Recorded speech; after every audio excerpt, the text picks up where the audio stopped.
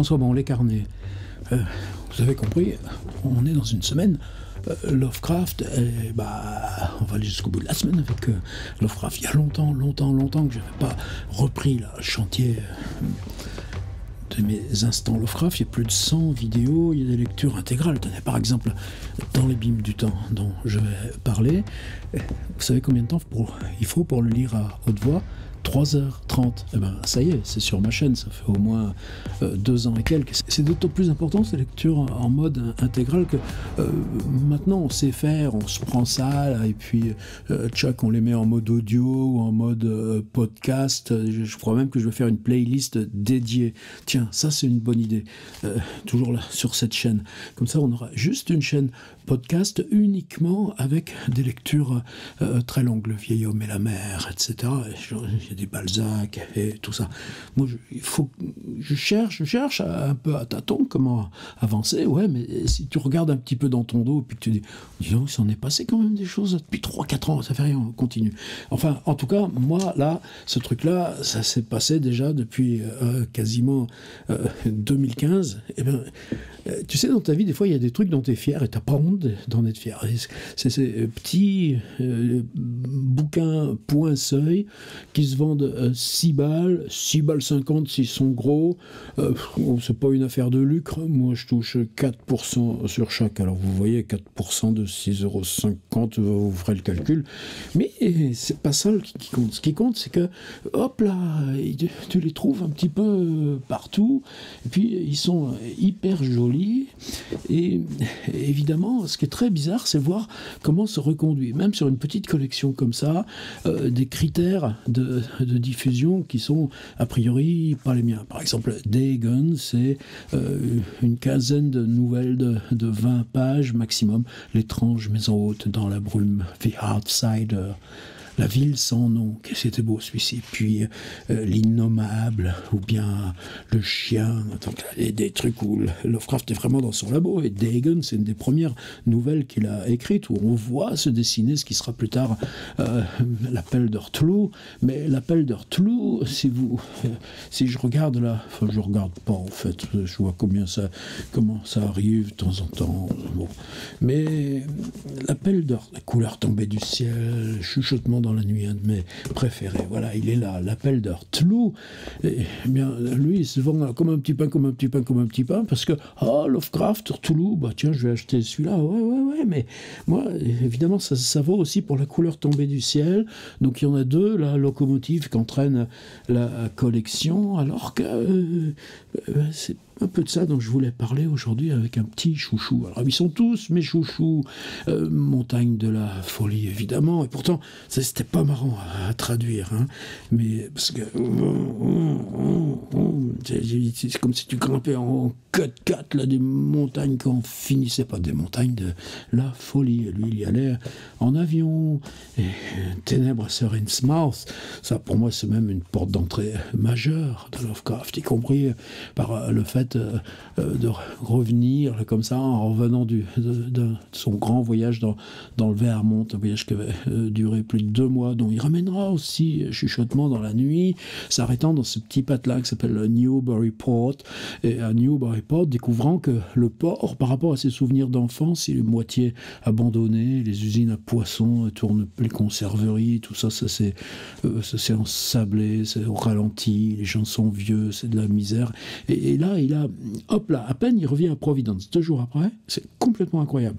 Il reprend le bus dans l'autre sens, il repart à Newburyport, et là, il va inventer qu'un jeune type qui fait le voyage, là, après ce voyage de fin d'études, quasiment, arrivant là, à Newburyport, et on lui dit que pour aller à Arkham, donc la route de Providence, il y a 2 bus. Il y a le bus direct qui est assez cher, mais il y a un bus moins cher, mais simplement, il passe par Innsmouth. Et ça, on le déconseille. Eh bien, voilà comment ça commence, Innsmouth. Et vous voyez, c'est pas long, c'est des trucs de 120 pages. Il n'y a que At the Mountains of Madness qui soit un petit peu plus gros. Puis moi, j'en ai encore quelques-uns à venir. L'affaire Charles Dexter Ward, etc. Ça, c'est en cours. Chut. Ici, dans Internet, on parle toujours, c'est un axiome, de ce qui est fait et pas de ce qui est à faire. Alors, est-ce que vous, mon petit chouchou, dans l'abîme du temps, vous l'avez lu? Eh ben, je vous assure que c'est peut-être là, de ceux-là, un de ceux qui a été le plus excitant à traduire. C'est bizarre, l'excitation, parce que dans le travail, tu ne travailles pas pour l'excitation du travail. Non, c'est que c'est le traitement des temps, tout simplement. Voilà quelqu'un qui, en faisant une fouille archéologique, découvre des ruines d'une ancienne ville détruite et qui, dans le fond de cette ancienne ville détruite, au moment même où il s'agit d'échapper à toute force, arrive à escalader une sorte de casier d'archives, et en ouvrant ce casier d'archives, poussé par un pressentiment obscur, qu'est-ce qu'il trouve? Un texte écrit de sa main. Et dans ce texte écrit de sa main, il y a un récit qui inclut non seulement le temps présent, mais des temps bien ultérieurs à ce qu'il est en train de vivre. Comment vous écrivez comment les temps habituels du verbe, présent, passé, futur, peuvent vous aider là à entrer dans cette machine? Rien que ça, tout d'un coup, ça part dans tous les sens, dans l'abîme du temps. Alors, dans l'abîme du temps, de quoi il s'agit? J'ai ressorti un peu 2-3 trucs. J'avais envie de reprendre la grande chance qui m'a été offerte aussi avec cette collection. Bon, moi, c'était au départ en intro. Mais de toute façon, qu'on soit en préface ou en postface, ça n'a pas d'importance. Ces textes-là, on les lit, une fois qu'on a lu le bouquin. Et pourtant, pour moi, Lovecraft, il y a toujours ce besoin de contextualiser. Si on ne contextualise pas, on pige pas. De toute façon, évidemment, un récit toujours se suffit à lui-même. Mais, si on veut entrer dans la mécanique, c'est-à-dire pourquoi entrer dans la mécanique? Je regarde personne, après tout, le plaisir de lire, c'est le plaisir de lire. Ouais, mais nous, on écrit. Nous, on cherche à inventer. Donc, en fait, ce qui nous intéresse en lisant ces choses-là, c'est de comprendre comment une dimension absolue, radicale d'invention peut tomber, là, dans les mains d'un bonhomme. Un bonhomme aussi bizarre que H.P. Lovecraft. Et là, à ce moment-là, s'ouvrent des mondes. Alors, je m'étais dit, tiens, et pourquoi là, dans les carnets, puisque moi, là, en ce moment, je suis en train de me remettre dur à H.P. Lovecraft, je ne reprendrai pas ma petite postface, là, ma petite intro qu'ils ont mis en fin du bouquin. Vous voyez, il y a 6-8 pages, c'est hyper bref, mais on la reprendrait ensemble. Par contre, finalement, je préfère toujours ma petite impro. Et puis ici, tenez, j'en ai 3 dans l'abîme du temps. Pour 6,50. C'est quelqu'un qui me mettrait, si vous me mettez plein de commentaires, allez hop, disons, si j'ai 20 commentaires sur la vidéo, je tire au sort dans les 20 à qui j'envoie un abîme du temps. Sinon, si on n'a pas 20, c'est dit et on y va. On y va où? Alors Lovecraft, on est en 1934, ce qui est important parce que c'est en 36, la dernière grande année de travail. En novembre de 36, ce sera fini pour lui, la maladie devient la plus forte, et puis mars 37, ça y est, il meurt à 46 ans, le même âge que Charles Baudelaire.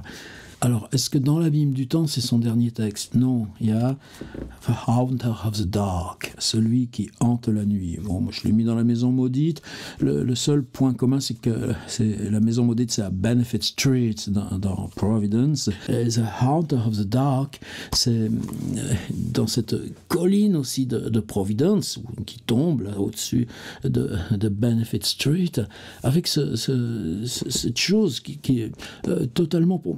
moi, je crois que c'est ça qui m'a tout d'un coup fait traverser l'idée que j'avais de Lovecraft, gardée depuis l'adolescence, une écriture un peu grise, une sorte d'archéologie, de la science-fiction, puis dire, mais non, t'as pas compris. C'est à Prospect Park, juste au-dessus, là où les gens de Providence, dont Lovecraft, dont Edgar Poe avant lui, je le racontais, vont le soir au crépuscule voir cette perspective de la ville là, qui s'allume peu à peu, et avec tous ces l'héritage, là, depuis le colonialisme, l'ère industrielle, le downtown avec ses immeubles, celui qui a servi de modèle à l'immeuble de Batman. Et au loin, perdu, là, dans cette masse urbaine, un clocher qui est dans les quartiers pauvres de la ville, les quartiers de l'immigration italienne.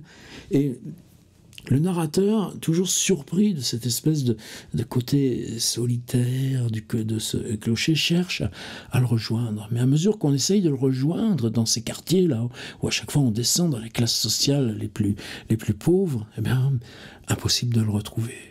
Et quand on l'aura trouvé, commencera l'aventure intérieure. Et je m'en tiens là, mais celui qui hante la nuit, peut-être Lovecraft atteint là, pour sa dernière œuvre conséquente, une sorte d'osmose entre le poème en prose et puis le récit fantastique. Enfin, en tout cas, quelle fierté là maintenant là, de le laisser vivre sa vie. Et dans l'Abîme du temps, c'est avant, c'est 1934, mais c'est un Lovecraft amer, hein. C'est un Lovecraft qui commence paradoxalement à gagner mieux sa vie parce que Weird Tales et tout ça, Astounding Stories, on le paye mieux, on le paye un peu mieux. C'est plus fréquemment qu'il a des nouvelles rééditées, bon, et ça pourrait me consoler, oui, mais c'est l'époque où, par exemple, ce coup de dormir une nuit sur deux seulement, enfin, de prendre un temps de sommeil, ses amis se foutent de lui parce qu'à sa table de travail, il pose son coude et il dort comme ça, sommeil fractionné, et on se moque de lui parce qu'il mange rien. Ben oui, il n'a pas de sous pour manger. Et c'est simple, c'est aussi simple que ça. C'est-à-dire, le midi, tu vas à Kennedy Plaza et puis tu prends un jour une sorte de spaghetti bolo, et puis le lendemain, tu prendras des haricots sauce tomate parce que chaque fois, c'est 5 ou 10 cents le cornet ou la petite écuelle de carton que tu vas manger sur place. Et puis sinon, des gobelets de café, et puis on se moque de lui à cause des glaces à la vanille. Tu manges des glaces à la vanille, mais t'as tout le temps froid, t'as tout le temps tes gros manteaux. Ouais, mais c'est les symptômes de ce cancer intestin grêle qui se déclarera ensuite de façon foudroyante. Tout ça, on apprend à le réviser. Est-ce que ça compte là tu peux pas. Moi, j'arrive jamais à penser que cette façon d'être à l'intérieur de soi, dans ses angoisses, dans son rapport au monde, c'est pas à partir de là que naît là ce creusement de l'inouï ou ce creusement de la nuit. Je peux faire de jeux de mots, d'assonance là-dessus, c'est pas ça qui compte. Mais 1934, prenons At the Mountains of Madness, Montagne de la folie. Personne n'en veut. Ce ne sera pas édité. Ce sera édité que bien plus tard, de façon posthume. Ténèbres sur Mars. Personne n'en veut. Ça va être édité. Il va recevoir le livre, et ce sera son seul livre, enfin en tout cas le livre sous son nom publié, là, quand il sera juste à l'hôpital, en février 1937. Et en plus, il est plein de coquilles, il est mal imprimé, il y a des fautes, on a biffé des passages. Donc la seule expérience du livre, pour lui, elle sera totalement déceptive. Et de toute façon, c'est trop tard. Alors, ce qu'on sait, dans l'Abîme du temps, c'est qu'il y a une première version. Et ça, on l'a dans la correspondance avec August Derleth. Derleth, c'est un jeune type, en tout cas bien plus jeune que H.P. Lovecraft. C'est très curieux parce que moi j'ai connu Julien Gracq qui a connu August Derleth, ça me fait une espèce de lien comme ça. Et dans ces 1926-1937, dans les 11 ans de correspondance entre les deux bons hommes, c'est chez Hippocampus, toujours Schultz et Yoshi avec ses titres Essential Solitude. Mais c'est pas la correspondance la plus passionnante parce qu'on va parler d'épicerie, on va parler publication et tout ça. Et comme si Derleth a cette position ambiguë de vouloir absolument être celui, et c'est ce qu'il va faire, c'est grâce à lui, après-guerre, que Lovecraft va enfin être édité. Mais édité de quelle façon? C'est-à-dire, c'est toujours, tu coupes les descriptions, tu coupes les trucs, tu simplifies, et ça fait les premières traductions de Jacques Papy. Jacques Papy, quel homme extraordinaire en France. Mais ces traductions, on lui demande d'abréger des textes qui sont déjà abrégés. Et même l'édition bouquins en France de Lacassin, celle que moi justement, qui me faisait pas les mêmes émotions littéraires que j'étais habitué à chercher dans la littérature. Je pouvais pas y accéder à Lovecraft par cette édition-là. Pourquoi ? Parce que Lacassin avait justement trouvé d'autres traducteurs pour rajouter les passages auxquels Papy n'avait pas eu accès, etc., etc. Et là aussi, dans l'Abîme du temps, on va en parler de comment nous parviennent ces manuscrits. Et c'est aussi DRF, je pense, qui impulsera, c'est un grand paradoxe, le fait que Lovecraft, dès 1947, 45, accède brutalement. Et il sera connu, même en France, de Cocteau, des surréalistes, de Borges ailleurs, et puis il prend sa première stature depuis la littérature, pas depuis les questions là de science-fiction, etc. Ça venir aussi, ça viendra plus tard comme auteur fantastique dans la tradition d'Edgar Poe. Lovecraft, qui avait pris ses noms de dieux là chez Dunsany ou chez Bierce ou chez d'autres comme ça, ou chez Montagu James, eh bien Derrales va être celui qui va en faire cette espèce de cosmogonie, qui va devenir quelque chose qui insémine, qui se répète, qui permet à cette littérature-là de se développer, comme on appelle ça aujourd'hui la fan-fiction, et donc donner une image de Lovecraft comme si, ces grands anciens, ou ces dieux-là qui l'inventent devenaient choses communes, qui pouvaient venir rejouer là, comme ça dans d'autres livres, et quelque part c'est trompeur par rapport à Lovecraft, mais c'est pas important. Ce sera plus important, par exemple, là, je vais parler de Bob Barlow. Alors, Lovecraft écrit, là il a cette idée. Alors cette idée, c'est celle majeure dans l'abîme du temps, un brave universitaire, mais alors vraiment un brave universitaire. Je me moque? Non, je me moque pas. C'est que le type, il fait son cours là de fac de droit, tous les jours c'est monotone, il fait bien son truc, il fait son métier, mais même justement, il faut que le type il soit un peu bête, parce que lui-même va pas comprendre ce qui lui arrive. Mais c'est bien la preuve que ça existe. Puisque une aventure comme ça, le gars, il est totalement incapable de s'inventer cette telle aventure. C'est-à-dire en plein cours, tout d'un coup, il tombe là, il devient amnésique. Mais totalement amnésique. Et petit à petit, c'est pas qu'il va se guérir, c'est que c'est comme s'il apprenait la vie quotidienne, à la grande surprise de sa famille, sa femme qui le quitte, ses enfants qui s'éloignent, sous ses anciens collègues, on lui retire son travail, etc. Il est comme, non pas un enfant, mais comme quelqu'un qui est capable de grandes prouesses mathématiciennes ou tout ça, mais qui est incapable de comprendre la moindre chose du quotidien. Et finalement, il apprend, mais il devient comme un étranger à l'intérieur de lui-même, et puis tout d'un coup, ça finit bizarrement. Il y a eu des choses, il y a eu des espèces de bruits de machine, il y a eu des espèces de... on ne sait pas trop ce qui s'est passé, mais tout d'un coup, le brave prof de droit, en gros, se réveille, et là, c'est bon, et chez lui, il pourrait presque... sauf que sa vie a basculé, mais il ne comprend rien à ce qu'on lui dit de ce qui s'est passé pendant son amnésie. Et là, va commencer sa propre enquête. Il va être assisté petit à petit par le deuxième de ses fils qui n'a pas rompu avec lui. Et petit à petit, et ça, c'est formidable dans ce livre, ce type va essayer de reconstituer depuis ses rêves, depuis les cauchemars qui le hantent depuis la fin de son amnésie, ce qui a pu se produire pour lui, mais sans jamais pouvoir affirmer que c'était vrai ou que c'était pas vrai. Il sait pas. Est-ce qu'il décrit sa folie et ses cauchemars, ou est-ce qu'il avance dans la compréhension de ce qui s'est passé dans ces 4 mois, mais qui est au-delà de ce que son intelligence peut raisonnablement organiser, structurer, comprendre. Non, il n'y a rien à comprendre. Sauf que, à force, il lit des articles d'archéologie et il apprend qu'il y a en Australie, tout à l'autre bout du monde, Lovecraft n'y est jamais allé, des éléments qu'on a retrouvés dans un désert, des bouts de sculptures qui émergent, des écritures qui émergent, et que ce qui émerge là, de ces ruines archéologiques, c'est précisément ce que lui voit dans ses cauchemars. Et là, ce sera la 3e phase du livre. 3e phase, ouais, mais attendez, ça fait 120 pages. Je vous dis, là, à voix haute, en prenant le temps, si vous êtes en lecture mentale, ça ira plus vite. Si vous voulez l'écouter en audio sur ma chaîne, c'est 3h30. Et c'est un sacré marathon de lire, là, comme ça. Et voilà, moi, j'adore. La 3e chose, ça va être le voyage, ça va être l'exploration, ça va être descendre dans ces ruines. Et après, moi, je ne veux pas vous raconter plus l'histoire.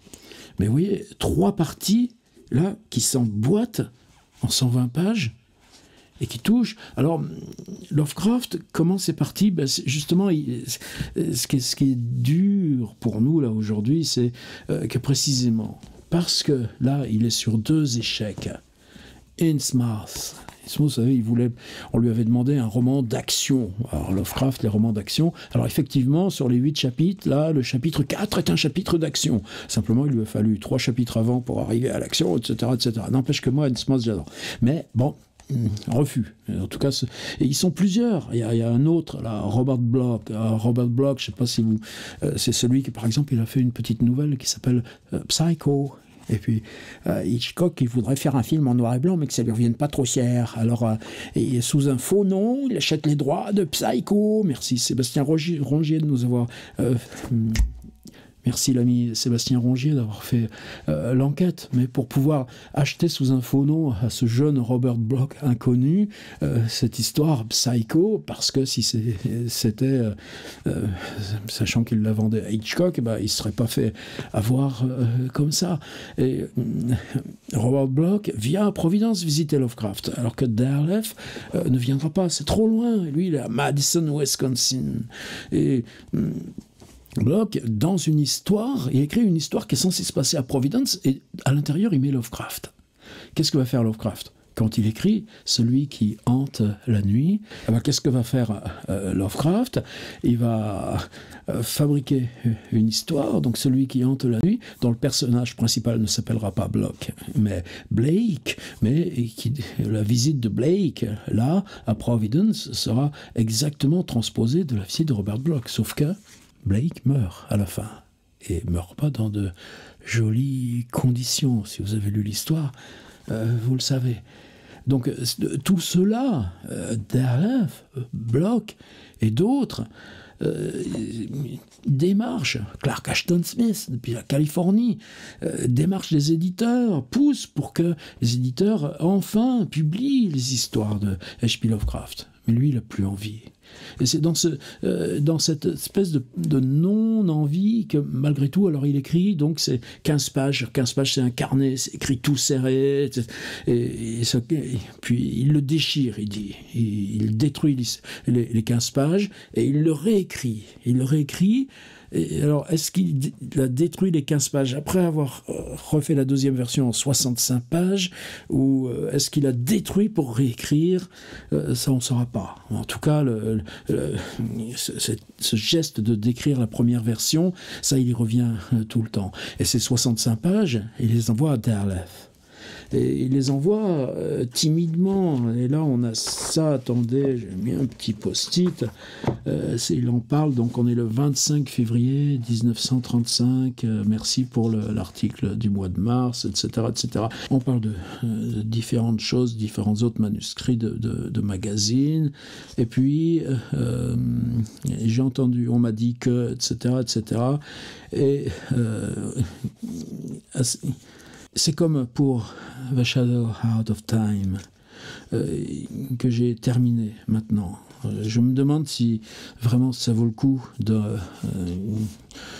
le garder dans mes papiers ou pas. C'est la 2e version que j'ai terminée. Et et je pense que je devrais la détruire comme j'ai fait de la première.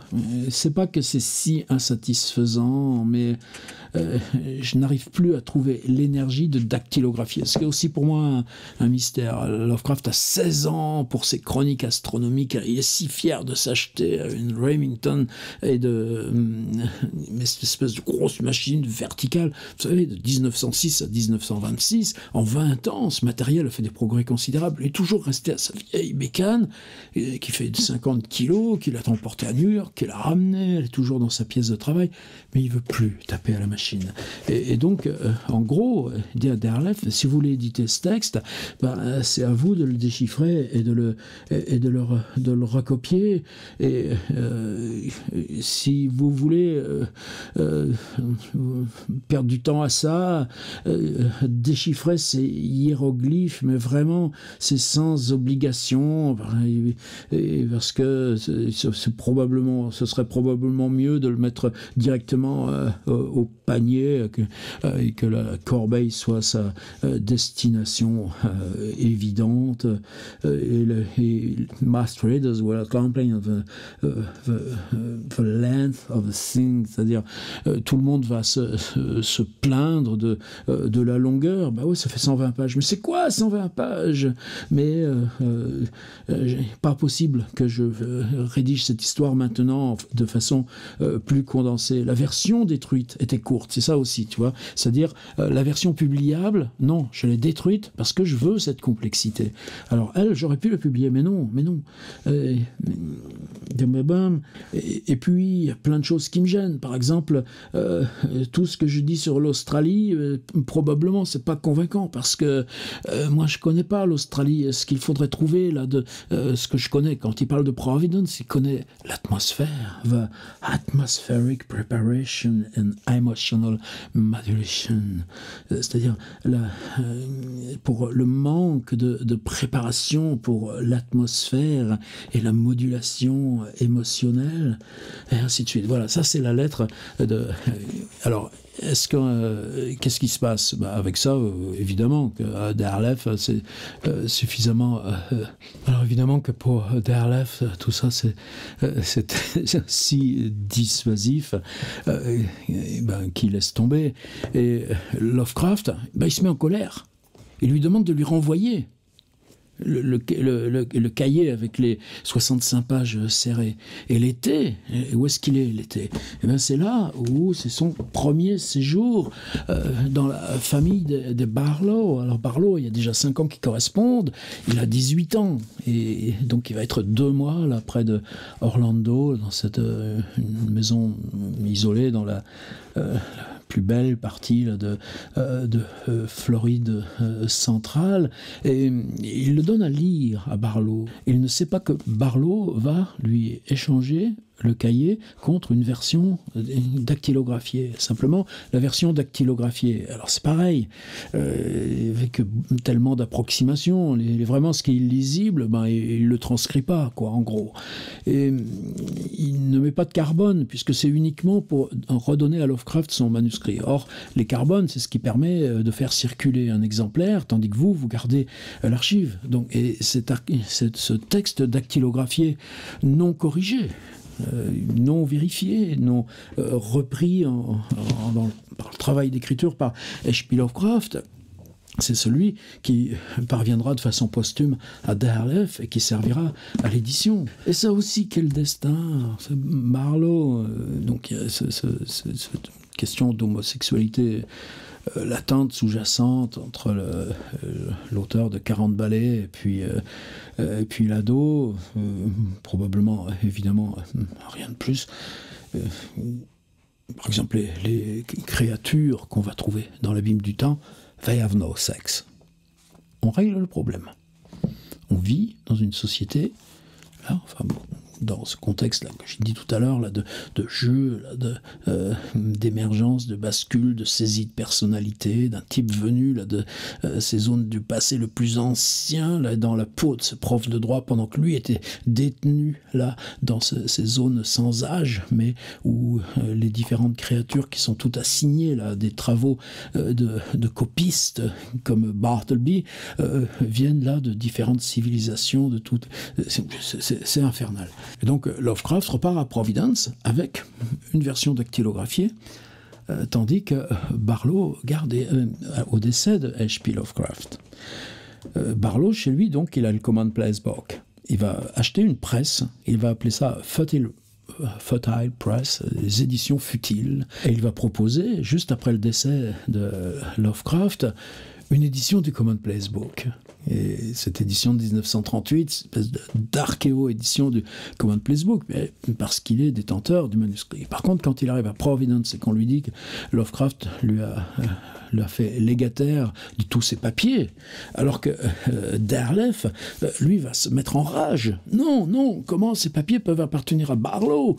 C'est moi qui ai correspondu pendant 11 ans avec Lovecraft, qui l'a aidé à publier, etc., etc. Et donc, il va y avoir une situation là, de conflit larvé entre les deux bons hommes, et Derleth s'approprie le manuscrit dans l'abîme du temps. Barlow ensuite fait ses études et il va finir comme prof d'anthropologie au Mexique. Et en 1951, alors qu'il arrive à ses 30 ans, une étudiante mécontente, enfin bon, on va pas entrer dans trop de détails, le menace tout simplement de révéler son homosexualité. Évidemment, on est dans les interdits majeurs, et Barlow se suicide. Eh bien, le manuscrit, il l'avait légué aussi à une étudiante. Alors ça, on ne sait pas pourquoi, ni comment ça s'est fait. Cette fille part vivre ensuite à Hawaï. Elle va décéder en 1994. Une plus jeune sœur de cette personne se rend à Hawaï pour justement récupérer les affaires de la frangine. Et en classant ses correspondances, les factures, comme ça, trouve cette espèce de truc, et voit le nom Lovecraft. Et là, elle se dit, mais ça me dit quelque chose, ce Lovecraft. Pas plus que ça. Et là, elle prend quand même contact, merci à elle, avec justement Providence John Hay. Et voilà comment, en 2010 seulement, un manuscrit fiable de Shadow Out of Time nous est parvenu et qu'on peut travailler ce texte de façon critique. Voilà pour moi ce qu'est dans l'abîme du temps. Et je répète, s'il y a 20 commentaires sous la vidéo, je tire au sort à qui j'en envoie un de mes 3. Je répète aussi, il y a une version audio 3h30 pour les 120 pages, si vous préférez écouter ça en mode podcast. Et pourquoi pour nous cet atelier-là de la correspondance de Lovecraft, rassemblé par Yoshi et Schultz, selon les correspondants, les 2 tomes de August Derleth, celui qui est vraiment un livre à part, la correspondance avec Bob Barlow, mais justement le paradoxe des correspondances, c'est que ça marche, sauf les périodes où on est ensemble, parce que là on n'a pas besoin de s'écrire, ou la correspondance avec Robert Howard, qui lui est dans le Texas, avec ses problèmes d'alcool, et puis on voit Lovecraft qui essaye de l'en corriger, mais c'est peut-être aussi là où il y a le plus aussi où on peut le suivre aussi politiquement, par exemple la Grande Dépression, 1929-1930. Des gens comme Lovecraft le prennent en pleine tronche. Est-ce qu'on peut sortir de cette pauvreté imposée ? Le modèle européen, Mussolini et Hitler, peuvent sembler à l'ensemble de la classe intellectuelle passionnant de lire. Je passe beaucoup de temps dans les archives de New York Times de l'époque. Est-ce qu'un homme providentiel pourrait sortir, appeler les forces vives d'un pays et que ça reparte dans le bon sens, dans l'effort, sans que le spectre du communisme devienne ce qui mange tout par le dessous? C'est pas que Lovecraft, c'est tout un monde. Par contre, À partir de 1934, Lovecraft va même écrire Adolphe, le joli Adolphe avec sa petite moustache, I love the guy. C'est évidemment, c'est impardonnable. Mais c'est écrit en 1932. Dans le moment où, aux États-Unis, on n'arrive pas à sortir de la Grande Dépression. Par contre, dans la correspondance avec Howard, c'est passionnant. Par exemple, à un moment donné, et là, on est en 34. On est déjà dans un moment où c'est totalement renversé, où c'est en quoi le pouvoir personnel autoritaire est basé sur une folie psychique de Adolf Hitler. Est-ce que ça peut être plus fort ou moins fort que ce qu'on sait, nous, de la haute tradition germanique, celle des philosophes, celle des poètes, mais celle aussi des fantastiques. Et là, 2 pages de Lovecraft, admirables. Et c'est pas un hasard, elle revient ensuite sur même problématique et en allant plus loin. C'est-à-dire, est-ce que Hitler et Mussolini ne peuvent être autre chose que des marionnettes pour sauver le capitalisme libéral? Et ouais, sauf que Lovecraft meurt en début 1937. Tous les autres politiques, ils auront bien le temps d'effacer les petites traces ou de témoigner. Oh, nous, on avait tout compris de ces années-là. C'est plus compliqué que ça.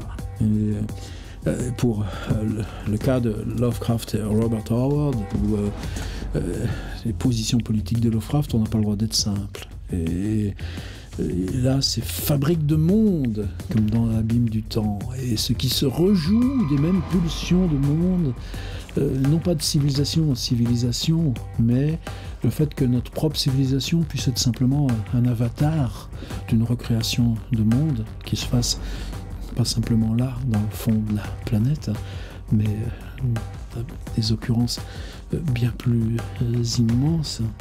À ce moment-là, tu piges ce qu'il y a dessous, ce qu'il y a derrière. Écrire dans l'abîme du temps, faire celui qui hante la nuit, puis mourir.